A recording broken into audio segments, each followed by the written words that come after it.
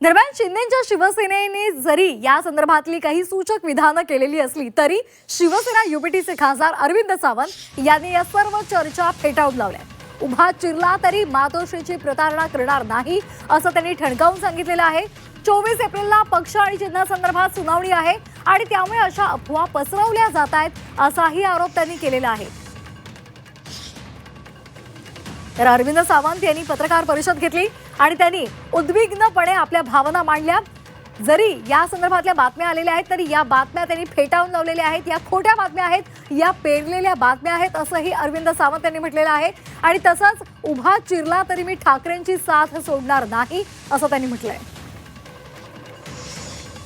माझं सगळे मोबाईल देतो तुम्हाला माझे, त्यात एका जरी ठिकाणी त्यांचा कोणाचा कॉल आला किंवा मी बोललो तर जी शिक्षा द्याल ती हजर घेईन मी।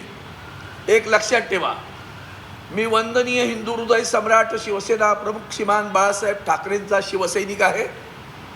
आदरणीय उद्धवजी बाळासाहेब ठाकरे हे ज्या शिवसेनेचं नेतृत्व करतात त्या शिवसेना उद्धव बाळासाहेब ठाकरे पक्षाचा शिवसैनिक आहे। उभा चिरला ना मला तरी मातोश्रीची पतारणा होणार नाही आणि उद्धवजींना सोडणार नाही। इतकी हिंमत करता म्हणजे मी, अरे तुमच्यासमोर उदाहरण तर आहे ना। एका फोन कॉलवर उद्धवजींनी सांगितलं राजीनामा दे, मंत्रिपदाचा राजीनामा दिला। आमदार केलं मोठ्या साहेबांनी, खासदार केलं उद्धव साहेबांनी। त्याची प्रतारणा करणं म्हणजे आईच्या दुधाशी प्रतारणा करणं आहे, लक्षात ठेवा। असले घाणेरडे संस्कार बाळासाहेबांचे विचार नाही बरं। गद्दारांच्या बाबतीत बाळासाहेबांचे विचार काय होते ते सांगा पहिल्यांदा। बाळासाहेबांचे विचार सांगा ना, गद्दारांच्या बाबतीत काय विचार होते। आज मला वाजेंचा फोन आला, आत्ता ओमराजे निंबाळकरांचा फोन आला, संजय पाटीलांशी बोललो। ओमराजे निंबाळकर संतापले होते।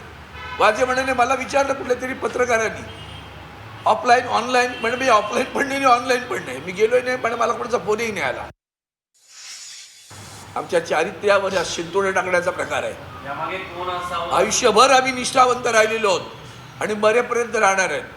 भगवा घेऊन आलो आणि भगवा घेऊन पांघरून जाणार आम्ही।